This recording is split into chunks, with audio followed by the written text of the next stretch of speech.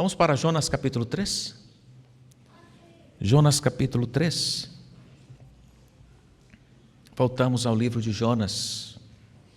Demos uma pequena pausa em razão do aniversário da igreja e os vários benditos convidados pregadores. E paramos aqui no capítulo 3. Vocês estão lembrados, né?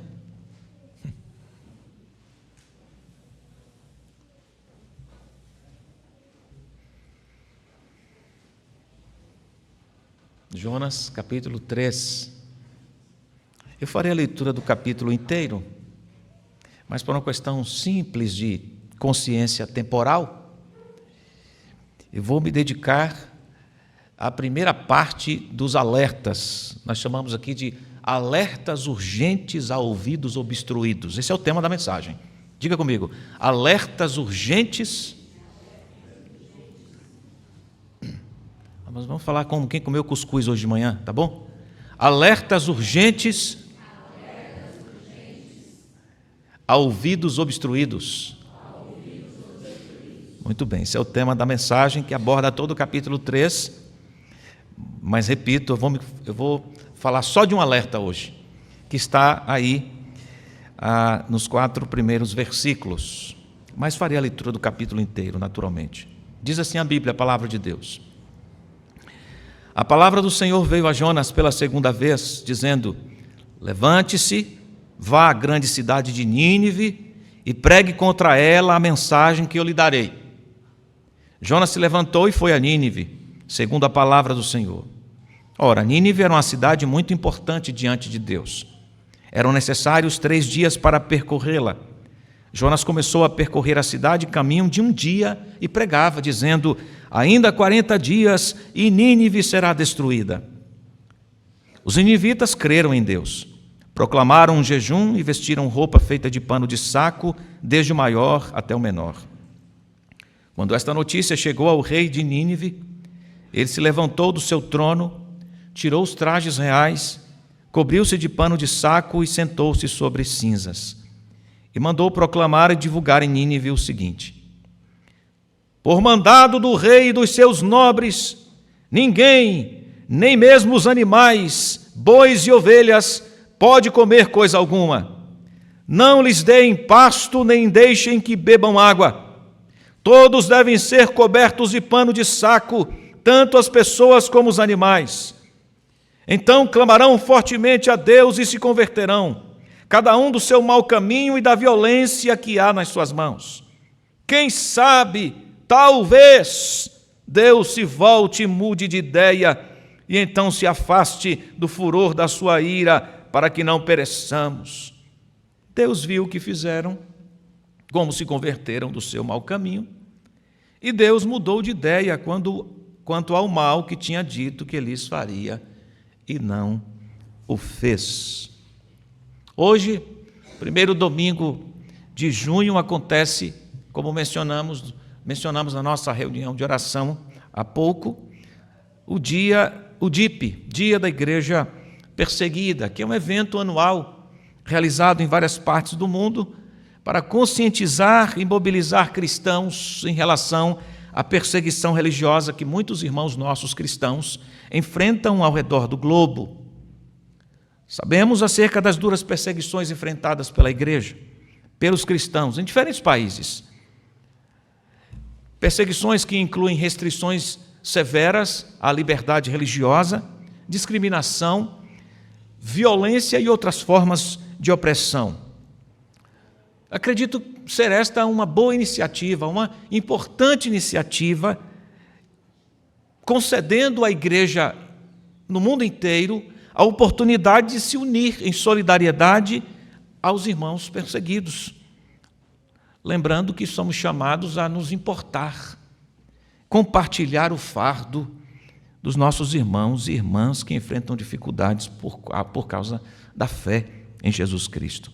Então o povo de Deus é mobilizado para orar, a despeito da injustiça, da crueldade dos opositores do Evangelho, ademais de ser entusiasmado, animado para pregar, proclamar a boa nova, seja o cenário mais duro, difícil possível, ou até mesmo o mais familiarizado com o cristianismo.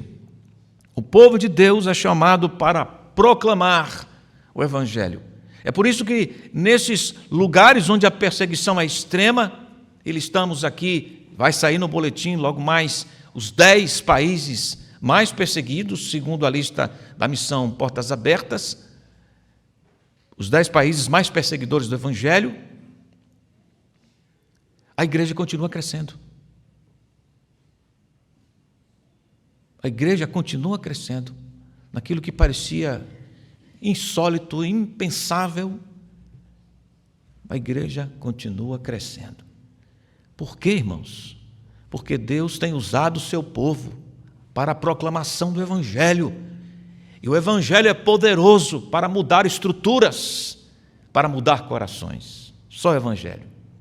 Nós vamos considerar hoje, no capítulo 3 de Jonas, esse megafone alertando aos ouvidos obstruídos a vontade de Deus. Esse megafone que deve ser usado pela igreja, a proclamação da palavra de Deus, a proclamação do Evangelho, importante para que não nos esqueçamos qual é o nosso lugar como igreja. Qual é o nosso lugar como igreja? Algumas informações importantes que precisam ser lembradas para nós. Segundo o relato bíblico, Jonas foi enviado por Deus para pregar o Evangelho, pregar a vontade de Deus em Nínive. Vai e profetize contra a cidade de Nínive. Nínive que era conhecida por sua perversidade. A corrupção moral era lamentável e era uma característica daquela sociedade. O livro de Jonas menciona que a maldade da cidade subiu até Deus. Jonas capítulo 1, versículo 2.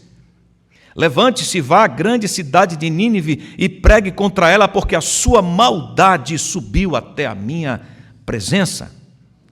Aqui nós temos um indicativo de que a cidade estava mergulhada em pecado e imoralidade. E aquilo provocou indignação da parte de Deus. Então Jonas recebe a ordem do Senhor e reage em desacordo ao chamado, indo na contramão de Deus. E na rota da desobediência, Deus lhe corrige e ele recebe uma nova oportunidade. É aqui que nos situamos, agora no capítulo 3. Que megafone é esse? Urgente. Que alerta urgente é este a ouvidos obstruídos? Primeiro, que a pregação da palavra de Deus é um instrumento fundamental de combate da maldade.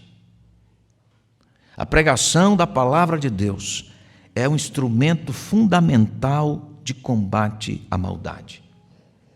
O Senhor envia novamente o profeta Jonas à cidade de Nínive depois do seu período de disciplina. E o peixe o vomita na praia. E Deus novamente fala com ele e o ordena a proclamação da mensagem de juízo e mudança de comportamento. Nínive era uma cidade imponente. Estudiosos falam da capacidade de defesa que a cidade tinha em razão das muralhas e soldados. No versículo 3, encontramos o registro de que a Nínive era uma cidade muito importante diante de Deus, a expressão que está aqui traduzida na nossa versão. Esta ideia aqui, muito importante diante de Deus, essa expressão, é para transmitir a ideia de que Nínive era uma cidade grande. Era isso. A importância aqui, descrita na expressão, é apenas um indicativo do tamanho da cidade, porque isso está atrelado ao tempo necessário para percorrê-la. Então é outra forma que ilustra o tamanho da cidade. Uma expressão para dizer que a cidade era grande, precisava 3 dias para percorrê-la. Essa é a ideia que destaca o tamanho da cidade. E de fato era uma cidade grande. Estudiosos, por exemplo, dizem que Nínive era uma das 4 maiores cidades da Síria, ao lado de Assur, Calá e Adela. Uma cidade que tinha como protetora Estar, a deusa do amor e da guerra. Também Nínive tinha importância comercial, geográfica. Logo depois foi transformada em uma das capitais do império no reinado de Senaqueribe, no reinado de Sargão e depois no tempo de Senaqueribe. No tempo de Senaqueribe, Nínive se tornou a única capital do império assírio, para que percebamos como Nínive era uma cidade importante no seu contexto geográfico, no seu contexto de tamanho e na sua proeminência política. Porém, também era uma cidade devassa, imoral, corrupta, cruel. Deus enviou Jonas para Nínive, com o propósito de advertir seus moradores sobre o quê? Sobre as atitudes violentas e malignas dos ninivitas. Que atitudes violentas e malignas eram estas? A cidade era incrivelmente cruel, além de ignorante acerca de Deus. Quando os ninivitas atacavam uma cidade, não havia piedade. Não havia sequer misericórdia. Eles praticavam atos inimagináveis na guerra. Era assim com os ninivitas. Nós aqui, desse lado do mundo, nesse tempo, desde 17 de julho de 1998, temos o TPI, um acordo internacional que trata dos crimes de guerra, Tribunal Penal Internacional. O que versa e propõe esse tribunal? Desde 1998, recente. Proíbe atos de extrema crueldade na guerra, como, por exemplo, uso de armas químicas, biológicas ou nucleares, tortura e tratamento desumano. A tortura e outros tratamentos desumanos, como humilhações, abusos físicos, maus tratos, abusos psicológicos, tudo isso é considerado crime de guerra, segundo o TPI. Ataques a infraestruturas civis, ataques direcionados a hospitais, escolas, instalações de água, energia, patrimônio cultural e outros locais civis protegidos são proibidos e considerados crimes de guerra. O uso de crianças, soldados, recrutar crianças com menos de 15 anos em conflitos armados é uma violação grave aos direitos humanos, é considerado crime de guerra. Então, tudo isso foi desenhado, exposto, esboçado nesse tribunal. Mas você vai dizer, pastor, mas isso desde 1998? E lá? Muito bem. Mesmo lá, nos tempos antigos, nos tempos do Antigo Testamento, certas ações de guerra passavam dos limites de aceitabilidade. Não eram toleradas. Para que tenhamos uma ideia de como os ninivitas eram ofensores à vida, de como eles eram cruéis, e como na sua crueldade eles ofendiam a Deus e causavam um rebuliço na criação, dizem os estudiosos que quando os ninivitas venciam uma guerra, um dos métodos para tratar os vencidos era o método do empalamento. Você sabe o que é isso? Já ouviu falar isso? Empalamento? Que era atravessar a pessoa com uma estaca afiada que ia do ânus em direção ao tronco. Eles faziam isso com os que perdiam a guerra contra eles. Também praticavam o esfolamento, que era tirar a pele inteira da pessoa, com requintes de desumanidade terrível. Em outro método de tratar os vencidos, especialmente escravos, especialmente velhos, e pessoas doentes, que não podiam ser levadas como escravas para trabalhar na cidade, nas construções. Eles tomavam os doentes e idosos e levavam estes mesmos às portas de outra cidade sitiada, e idosos e doentes eram esfolados ou empalados como sinal do que aconteceria aos moradores da cidade sitiada se esta não se rendesse. Por tudo isso, Nínive causava terror nas nações e obrigava os povos a pagar tributos para que pudessem viver em paz. Dentre eles mesmos havia injustiça. Dentre os próprios ninivitas havia desordem, corrupção, violência. Tudo isso prevalecia no convívio com eles mesmos. Com os outros, nesses requintes de crueldade que observamos anteriormente, e dentre eles mesmos, eles eram maldosos, cruéis. Historiadores falam sobre a corrupção no Império Assírio, por meio da cobrança excessiva de impostos por parte de governantes locais. Os funcionários do Império podiam abusar de sua posição de poder para extorquir, explorar os cidadãos comuns, prática popularmente comum em regiões conquistadas, onde os assírios impunham tributos pesados sobre os povos subjugados. Era assim. Altos funcionários do governo, governadores, podiam receber presentes e subornos em troca de favores ou para garantir decisões favoráveis em casos legais ou comerciais. Isso sugere uma cultura de corrupção na sociedade ninivita. Já estava empapada na memória dos ninivitas. A cultura exalava esse tipo de crueldade, de maldade, de moralidade aversa. E parece que tudo era muito natural entre eles. Em capítulo 1, versículo 3, essa expressão é muito forte realmente. Que a maldade, o Senhor está dizendo, a maldade deles subiu contra mim.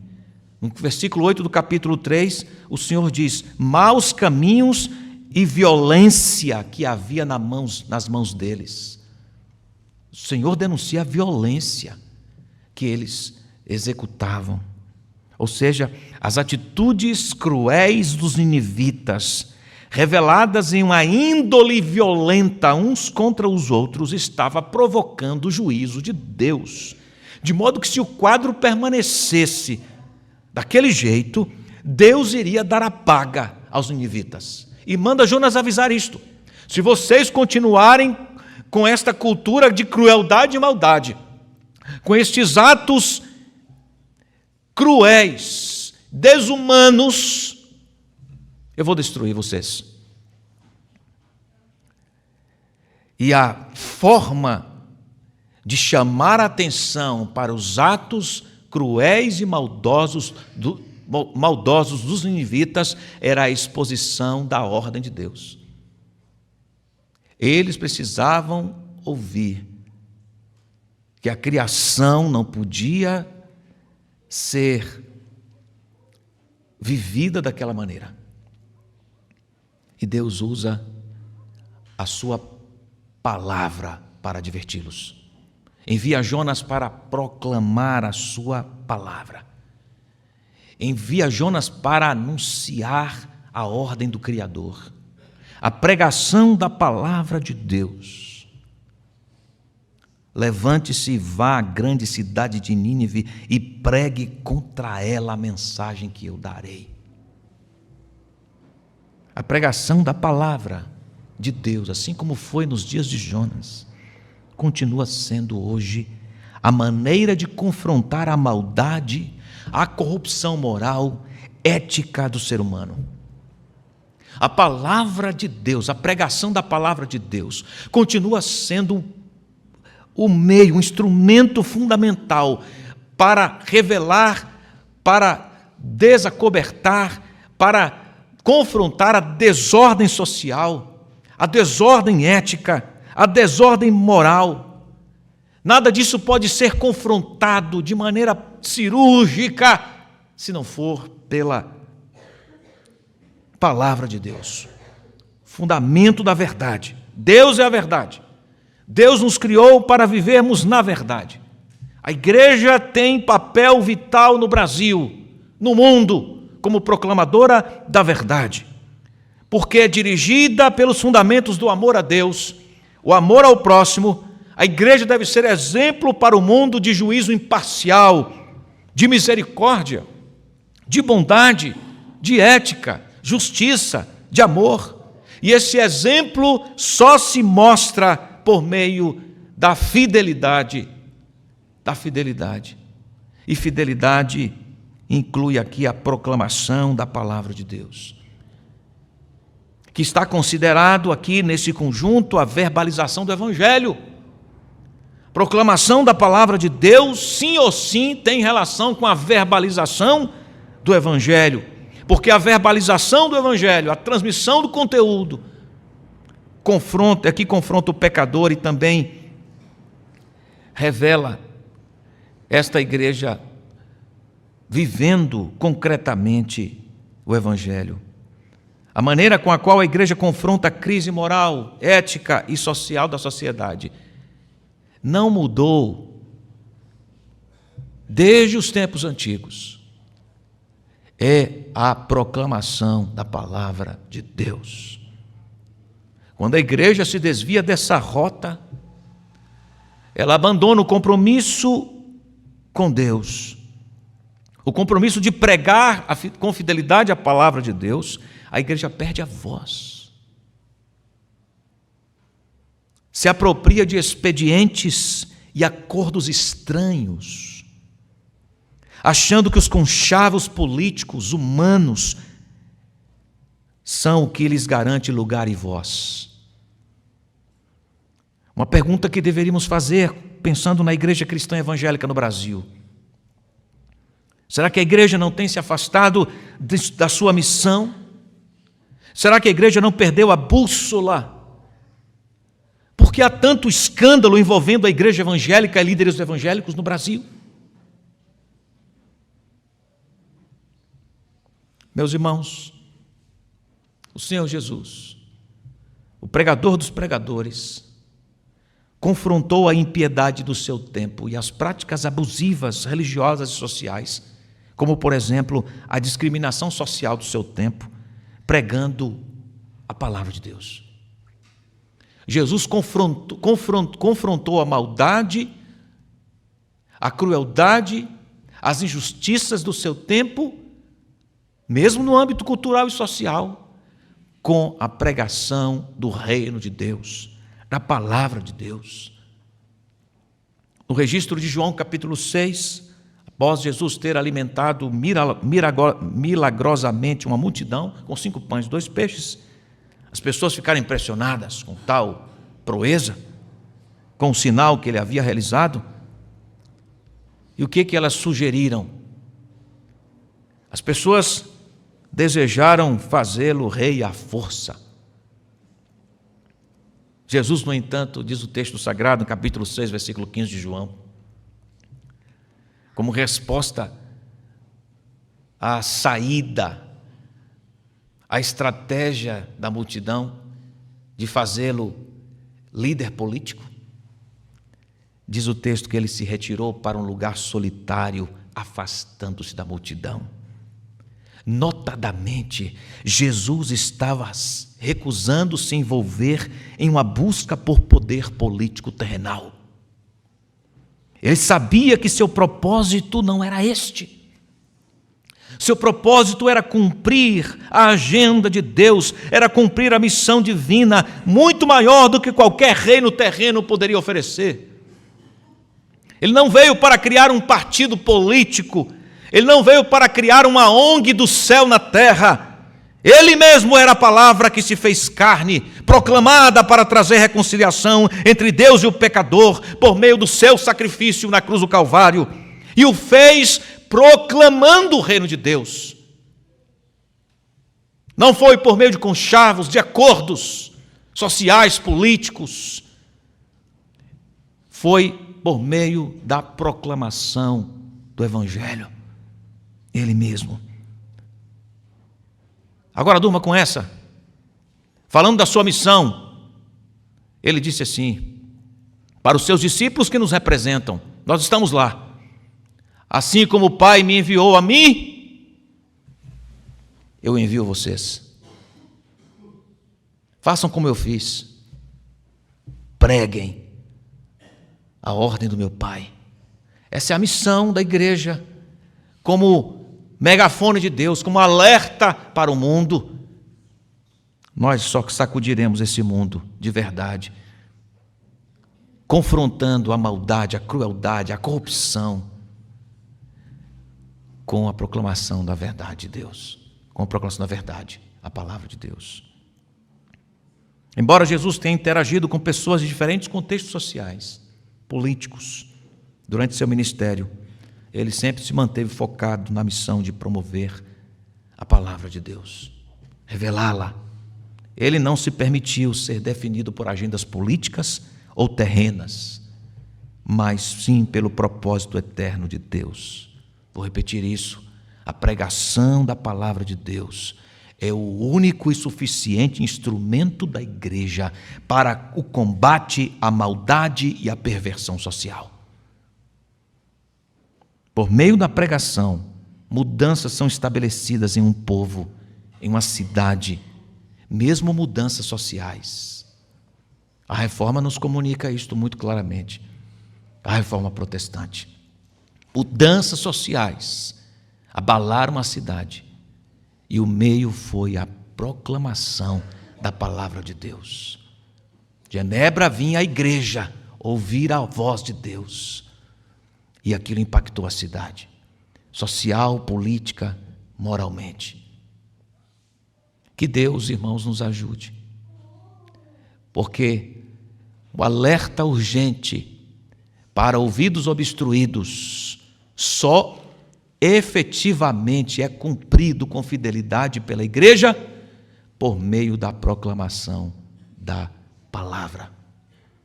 Se nós não proclamarmos a palavra de Deus, nós nos envolveremos com outra agenda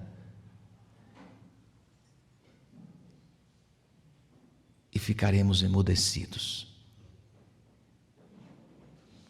por rejeitarmos o único instrumento poderoso de transformação real e abraçarmos as ilusões e fantasias de mudanças operadas pelo ser humano, por sua capacidade, por suas ideias. Que Deus nos livre de qualquer engajamento que esteja em desarmonia com a pregação fiel da palavra de Deus. Seja ele para qual lado for, nós nos mantenhamos nos trilhos da fidelidade, da pregação da palavra de Deus. Em nome de Jesus.